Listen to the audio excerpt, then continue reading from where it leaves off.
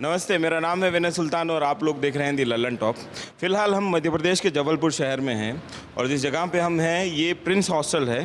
दरअसल medical college जो Netaji Subhash Chandra Bose medical college है जबलपुर का, उसका ये हॉस्टल की मेस है और यहाँ पे हमारे साथ में कुछ मेडिकल के छात्र हैं जो डॉक्टर बनने वाले हैं आने वाले समय में। चलता भाषा में इनको मेडिकोज़ कहा जाता है, तो हम मेडिकोज़ के साथ में हैं। और जो फेसबुक के साथ हमारा कमिटमेंट था कि हम जब चुनाव यात्रा पर जाएँगे तो उस समय हम लोग चुनाव यात्रा के साथ साथ फेक न्यूज़ के ऊपर जागरूकता फैलाएंगे, लोगों से बातचीत करेंगे और सोसाइटी के तमाम सेक्शंस के बीच में जाके उन्हें बताएंगे कि फेक न्यूज़ हमारे समाज के लिए, हमारे समाज के का जो सौहार्द है उसके लिए कितनी खतरनाक साबित हो सकती है, उन्हें कैसे रोका जाए, कैसे पकड़ा जाए।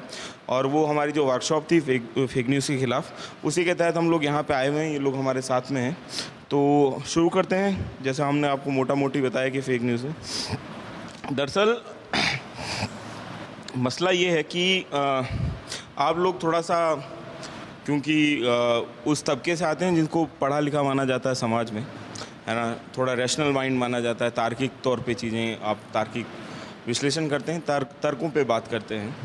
तो थोड़ा सा आपके सामने एक मोटा मोटी भूमिका जो इस दौर में, जिसको हम लोग संचार क्रांति कहते हैं, उसके बारे में आपको बताना चाहूँगा। 90s में जब पहली बार इंटरनेट एक्सेस हुआ आम जनता के लिए, तो उस समय का जो एकेडमिया था उसने बड़े ज़ोर शोर से ये हल्ला किया कि ये नॉलेज का डेमोक्रेटाइजेशन है। मतलब कि अभी तक जो लाइब्रेरीज़ में जो नॉलेज था, जो पर्टिकुलर कुछ ही लोगों के हाथ में था, जो इन्फॉर्मेशन कुछ ही लोगों का एक्सेस में थी, वो अब हर आदमी के हाथ में होगी, है ना। हर आदमी उस इन्फॉर्मेशन तक पहुंच पाएगा और अपने जो एरिया ऑफ एक्सपीरियंस है उसको रिच कर पाएगा, दुनिया को देख समझ पाएगा बेहतर तरीके से, है ना। और आप ये समझिए कि ये एक तरीके से क्रांति थी। और ठीक वैसी ही क्रांति जब पहली बार लोगों ने लिखना सीखा होगा, है ना, जो कोड्स बनाए हमने लिखने के लिए, तो हम एक्सप्लेन कर पाते हैं बहुत सारी चीज़ें बहुत छोटे उसमें। तो वो वैसा ही था कि जो कोडिंग जो थी नॉलेज की, वो एक बार नॉलेज का रास्ता दूसरी बार जो है आम जनता के लिए गेट खुला था। तो बहुत इस किस्म की बातें हुई। 20 साल के बाद तकरीबन हम देख रहे हैं कि इन्फॉर्मेशन का जो फ्लो है वो इतना भयंकर है हमारे पास में, जिसको हम कहते हैं कि इन्फॉर्मेशन की बम्बार्डिंग के दौर में हम लोग हैं। 400-500 मैसेज दिन में आ रहे हैं, फेसबुक स्क्रॉल कर रहे हैं, सैकड़ों लिंक हमारे आँख से रोज़ निकल रहे हैं। हम देखते हैं, पढ़ते हैं, समझते हैं, उससे अपने इन्फॉर्मेशन लेते हैं, कंज्यूम करते हैं और इस हिसाब से अपना ओपिनियन बनाते हैं। तो उस दौरान हमको ये समझ में आना बहुत मुश्किल है, या ये पकड़ना बहुत मुश्किल हो जाता है कि कौन सी चीज़ें फैक्चुअली करेक्ट हैं और कौन सी चीज़ें जो हैं वो रूमर्स हैं, अफवाह हैं, या मतलब बिना सिर पैर की चीज़ें हैं। तो हम लोग आए हैं ये फेक न्यूज़ के ऊपर एक आपके साथ में एक वर्कशॉप करना चाह रहे थे इसी वजह से। तो बुनियादी तौर पे इसको शुरू में हम इस तरीके से देखते हैं कि कोई इन्फॉर्मेशन जब हम कंज्यूम करते हैं, कोई भी इन्फॉर्मेशन जब हमारे पास में आती है, आप साइंस के लोग हैं, तो उसको जब हम कंज्यूम करते हैं तो वो बेसिकली हम उसको 3 डायमेंशंस में देख सकते हैं। या तो वो 3 डायमेंशंस कौन कौन से हैं कि हम लोग आपके लिए एक प्रेजेंटेशन इस तरीके का बना के लेके आए थे, है ना। तो ये 3 डायमेंशंस हैं किसी भी इन्फॉर्मेशन को कंज्यूम करने के। पहला डायमेंशन है फैक्ट है, जो कि यूनिवर्सल ट्रूथ जिसको हम लोग बोलते हैं, सूरज पूर्व से उगता है, आज इतनी तारीख है, ये वार है, इतना सन है, तो बदल नहीं सकता, या दिशाएं नहीं बदलती जनरली, है ना। तो यूनिवर्सल ट्रूथ है, इस किस्म के फैक्ट हैं। जैसे आंकड़े, फिगर होते हैं, वो एक तरीके का फैक्ट होते हैं और वो अपने आप में उनकी पवित्रता होती है, हम उनको समझते हैं कि ये सच है। दूसरी चीज़ होती है कि ओपिनियन, जो कि हम जितने इन्फॉर्मेशन कंज्यूम कर रहे हैं वो अपना एक तरीके से एरिया ऑफ एक्सपीरियंसेस बनाते हैं। कम्युनिकेशन में हम इसको कहते हैं कि अनुभव का जो क्षेत्र होता है वो हमारा नज़रिया तय करता है। उर्दू ज़बान का अल्फाज है नज़रिया, नज़र से बनता है। जो चश्मा जिससे हम समाज को देखते हैं, समझते हैं, परखते हैं, वो राय या ओपिनियन होती है।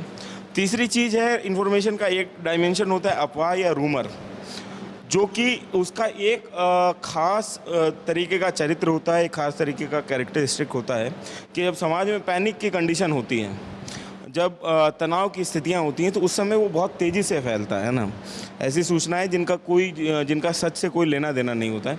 तो 3 डायमेंशंस में हम मोटा मोटी सूचनाओं को देखते हैं। थोड़ा सा हम आपके सामने ज़्यादा क्लियर करने के लिए आपको कुछ स्टेटमेंट्स दिखाते हैं और आपकी राय उससे लेते हैं, है ना। जैसे एक स्टेटमेंट है, बहुत साधारण किस्म का। दिल्ली उत्तर भारत में है। तो आप, क्या नाम है आपका? मेरा नाम डॉक्टर गिरधारी है। गिरधारी जी, आपको क्या लगता है, ये फैक्ट है, ओपिनियन है या रूमर है? ये फैक्ट है कि दिल्ली उत्तर भारत में है, इसमें कोई रूमर नहीं है। हम लोगों ने सब बचपन में नक्शे भरे हैं, नॉर्थ साउथ कहाँ पे होता है वो हमको पता है। तो नॉर्थ इंडिया में है दिल्ली, तो इसमें कोई इसको हम राजस्थान में कहते हैं कि रोड़ो दावोई को नहीं, मतलब कोई दूसरी राय ही नहीं है। ये उत्तर भारत में है। दूसरा स्टेटमेंट है, दिल्ली और मुंबई भारत के 2 शहर हैं। क्या नाम है आपका? जी सर, मेरा नाम ऋत्विक जैन है। ये आपको क्या लगता है, ये फैक्ट है, ओपिनियन? सर ये फैक्ट है, दिल्ली और मुंबई भारत के शहर है जी। अच्छा। और तीसरा स्टेटमेंट है, दिल्ली में बहुत शोर है। क्या नाम है आपका?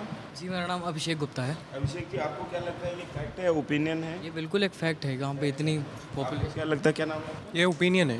ओपिनियन। क्या नाम है आपका? अभिषेक पटेल। अभिषेक जी की बात ज़्यादा दुरुस्त है। दरअसल दिल्ली में हमारा एक्सपोजर किस इलाके से होता है, किस इलाके की दिल्ली में हम रहते हैं। कोई बहुत शोर शराबे वाले इलाके में रहते हैं तो हमको लगेगा कि बहुत शोर है, और जहाँ पे बहुत शांति है, लुटियंस जोन है या कोई पॉश कॉलोनी, अगर हम वहाँ पे रहते हैं तो हमको लगेगा दिल्ली बहुत खूबसूरत है। तो देखने का अपना अपना नज़रिया है दिल्ली को, है ना। तो ये एक तरीके से ओपिनियन है ना। पांचवा स्टेटमेंट है, सरकार मुंबई का नाम बदलने जा रही है। ये आपको क्या लगता है, क्या नाम है आपका? मेरा नाम मनीष नरवरिया है और मुझे लगता है कि ये किसी भी तरीके से करेक्ट नहीं है, क्योंकि र्यूमर है, क्योंकि अभी की सरकार की तरफ से कोई एक स्टेटमेंट या कोई ऑथेंटिक अभी आया नहीं है, ये सिर्फ एक अफवाह फैली है, तो कहीं ना कहीं एक र्यूमर है। हाँ, ये करेक्ट है बिल्कुल, क्योंकि सरकार बहुत एनोनिमस चीज़ है। सरकार मतलब आप भी सरकार हो सकते हैं, मैं भी हो सकता हूँ, आप भी, मतलब जो भी वोटर है वो भी अपने आप में सरकार है। दफ्तर में बैठा बाबू भी सरकार है, IAS ऑफिसर भी सरकार है। जब तक हमारे पास रिलायबल सोर्सेज नहीं है सरकार के का, कोई मान लीजिए मुख्यमंत्री ने ऐसी घोषणा की है ना, या प्रधानमंत्री ने ऐसा कुछ कहा है, एक पर्टिकुलर एक अगर सोर्सिंग नहीं इन्फॉर्मेशन की, तो वो उसको हम रूमर की कैटेगरी में रखेंगे। तो ये हमारे पास में बेसिकली जो 3 डायमेंशंस हैं उसको समझने का ये एक जरिया है। दूसरा, हम आपको एक और चीज़ें थोड़ी सी दिखाना चाहेंगे। समझिए कि ये एक डायग्राम है। अब इसको देखने का हर आदमी का अलग अलग तरीका हो सकता है। आपको इसमें क्या नज़र आ रहा है? क्या नाम है आपका? जी मेरा नाम राहुल ठाकुर है और मुझे इसमें दोनों ही नज़र आ रहे हैं, बतख और खरगोश। आपको? मेरे को बतख नज़र आ रहा है। आपका क्या नाम है? लोकनाथ लोधी। मुझे भी दोनों नज़र आ रहे हैं। दोनों नज़र आ रहे हैं। आपको? मुझे भी दोनों नज़र आ रहे हैं, बतख और खरगोश। बतख और खरगोश नज़र आ रहे हैं। तो ये 2 तरीके हैं देखने के। किसी को इसमें बतख नज़र आ सकता है, किसी में खरगोश नज़र आ सकता है ना। ये तो थोड़ा सा, ये इसको थोड़ा सा देखिए, इसमें बताइए आपको क्या नज़र आ रहा है, किस किस को क्या क्या नज़र आ रहा है? आपको क्या नज़र आ रहा है? 2 लड़कियां नज़र आ रही मुझे। 2 लड़कियां नज़र आ रही हैं। अच्छा, एक लड़का और एक लड़की है मेरे साथ। 2 लड़की। 2 लड़के नज़र आ रहे हैं। एक लड़का एक लड़की नहीं। एक लड़का एक लड़की नज़र। आपको? इसमें 2 महिलाएं नज़र आ रही हैं। 2 महिलाएं नज़र आ रही हैं। आपके जवाब इंजीनियरिंग वालों के जैसे कैसे हैं? मतलब ज़्यादातर लोगों को 2 महिलाएं नज़र आ रही हैं। एक लड़का और एक लड़की है। एक लड़का और एक लड़की। एक लड़का और लड़की। अच्छा, इसको अगर अपन ना ब्लैक जो ये है इसको अपन छोड़ दें और ये जो वाइट पार्ट है इसको हाईलाइट करेंगे तो अपने को एक फूलदान नज़र आएगा। आपको दिखाई दे रहा है? वो आकृति बन रही, तो वो बेसिकली ये नज़रिए का फ़र्क है कि हम लोग चीज़ों को कैसे देखते हैं, है ना। तो नज़रिया और रूमर और फैक्ट में बहुत थिन लाइन है, हमको ये चीज़ समझनी पड़ेगी, है ना। और जो फेक न्यूज़ हमारे पास फैलती हैं उसमें हम अगर ये 3 चीज़ें, ये 3 डायमेंशंस अगर हम आइडेंटिफाई कर पाते हैं तो हम तीनों चीज़ों को बेहतर तरीके से समझ पाते हैं कि क्या चीज़ कहाँ पे किस तरीके से लिखी गई है, किसका ओपिनियन है, क्या फैक्ट है, और कहाँ से अगर ये फैक्चुअली करेक्ट नहीं है तो ये रूमर हो सकती है ना, या कोई फैक्चुअली इनकरेक्ट तथ्यों पे मतलब गलत तथ्यों पे अगर किसी का ओपिनियन बेस्ड है तो वो भी एक तरीके से गलत होगा, है ना। मान लीजिए कि इंडिया की GDP 7 है और मैं उसको 3 के हिसाब से उसका मतलब इंटरप्रिटेशन करूं तो गलत है, फैक्चुअली करेक्ट नहीं है, और फिर मैं सरकार को गाली दूं कि 7 नहीं 3 ही है और ये सरकार ने जो है अर्थव्यवस्था की हालत ख़राब कर दी है, तो भी एक तरीके से इनकरेक्ट है। ये बहुत इस दौर का सबसे मतलब बढ़िया केस स्टडी है फेक न्यूज़ का, 2000 के नोट में चिप वाली। जैसा कि हम लोगों ने आपको पहले भी बताया कि जिस दौर में सोसाइटी में पैनिक की सिचुएशन होती है, उस दौर में ऐसा अक्सर होता है कि इस तरीके की रूमर्स बहुत तेज़ी से फैलती हैं, है ना। पहले होता ये था कि इन्फॉर्मेशन का जो फ्लो था, या इन्फॉर्मेशन को एक डेस्टिनेशन से दूसरी डेस्टिनेशन ट्रैवल करने में टाइम लगता था, जब तक ये इन्फॉर्मेशन टेक्नोलॉजी हमारे पास में इस तरीके से नहीं थी। तो होता ये था कि मान लीजिए कहीं पे भी पैनिक की सिचुएशन है तो भी किसी भी अफवाह को रोकने के लिए पर्याप्त समय होता था। अब आपके पास में एक click, you are just 1 click away from any miss information, no. So आपको ये समझना पड़ेगा कि ये फेक न्यूज़ काम कैसे करती हैं, उनको आइडेंटिफाई हम लोग किस तरीके से कर सकते हैं। तो हम लोग आपके लिए दिल्ली से 10 मोटा मोटी टिप्स लेके आए थे। हम जल्दी जल्दी आपको समझा देते हैं, आप लोगों की भी पढ़ाई है। तो ये हमारे पास में एक प्रेजेंटेशन था। बुनियादी तौर पे आपको करना ये है कि आप जो इन्फॉर्मेशन कंज्यूम कर रहे हैं जिस भी लिंक से, उसको थोड़ा सा केयरफुली आप देखिए, उसके हर एस्पेक्ट को। मतलब कि जैसे पहला टिप यही है कि उसकी हेडलाइन देखिए।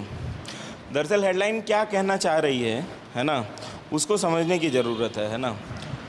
तो इसमें जैसे समझिए कि आपके पास में पहली हेडलाइन में अक्सर होता ये है कि जैसा मेरा कोई ओपिनियन बेस्ड आर्टिकल है, समझिए कि अगले साल से मेडिकल कॉलेज में एडमिशन बंद हो जाएंगे।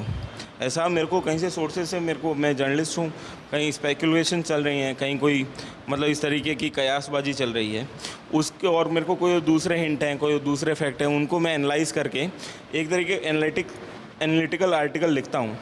उसमें मेरा ये कंक्लूजन पे पहुँचता हूँ कि हो सकता है अगले साल से, अगले सत्र से ये मेडिकल कॉलेज बंद हो जाएगा। तो मैं उसकी हेडलाइन ये डालता हूँ कि अगले साल से बंद हो जाएगा जबलपुर का मेडिकल कॉलेज क्वेश्चन मार्क, है ना। होता ये है कि अक्सर जो है लोग उस क्वेश्चन मार्क को रिकग्नाइज़ नहीं करते, उस तरीके से उसके मायने को नहीं पढ़ पाते और वो उसको फैक्ट की तरह ले लेते हैं। दूसरी चीज़ ये होती है कि हेडलाइन जो कहना चाह रही है, हम जल्दबाजी में उसका कुछ अलग मतलब निकाल लेते हैं।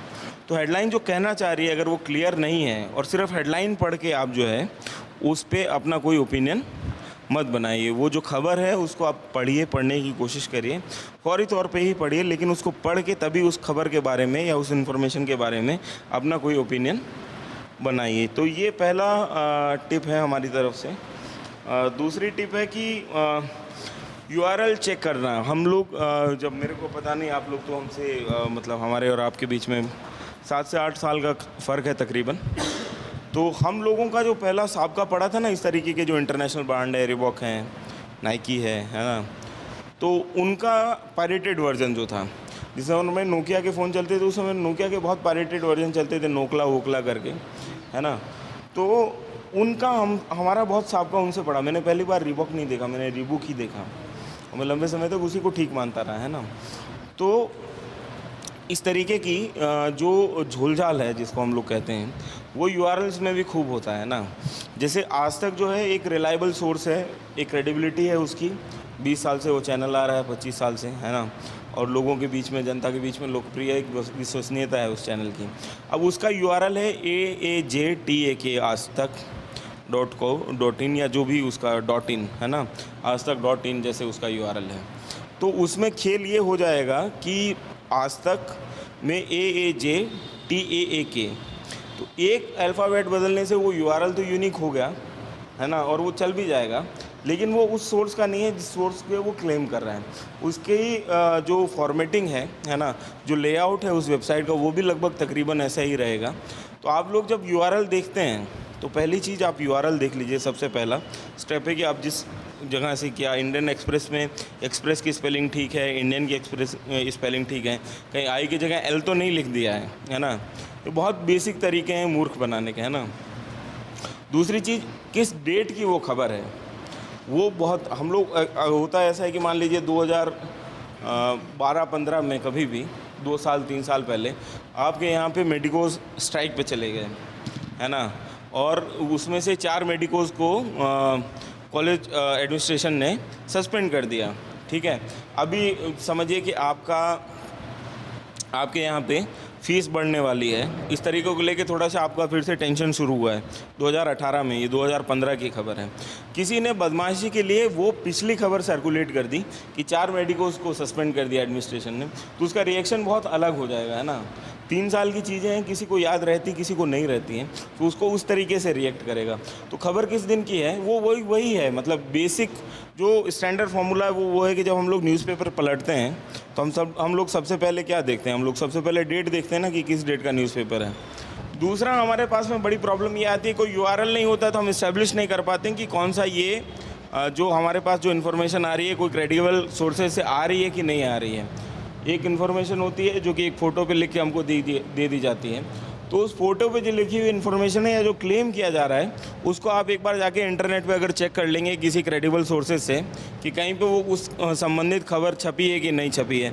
मान लीजिए आपके पास में एक फ़ोटो आई कि राहुल गांधी अपने मंच से गिर गए और किसी आदमी की गिरती हुई की फ़ोटो आती है, तो आप उसको जाके चेक कर लेंगे कि अगर ऐसी खबर होगी तो ज़रूर किसी ना किसी ने छापा होगा उसको, है ना। किसी ने वीडियो या फ़ोटो डाला होगा कि चोट लग गई या ICU में है, इस तरीके की जो खबरें आती हैं बहुत सारी। तो उसको आप जब जो क्लेम किया जा रहा है उस फोटोग्राफ में, अगर वो उसको आप इंटरनेट पे चेक कर लेंगे तो चीज़ें आपके सामने बहुत क्लियर हो जाएंगी।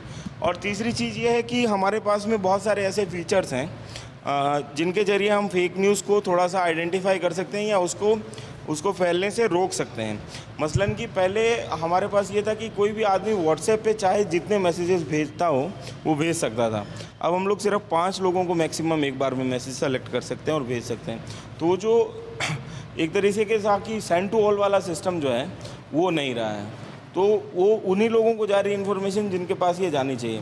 दूसरा, ये जैसे ये गिरधारी हैं, ऋत्विक हैं, ये आपस में दोस्त हैं या जूनियर हैं, सीनियर हैं, एक ही हॉस्टल में रहते हैं, इनकी आपस में एक क्रेडिबिलिटी है ना।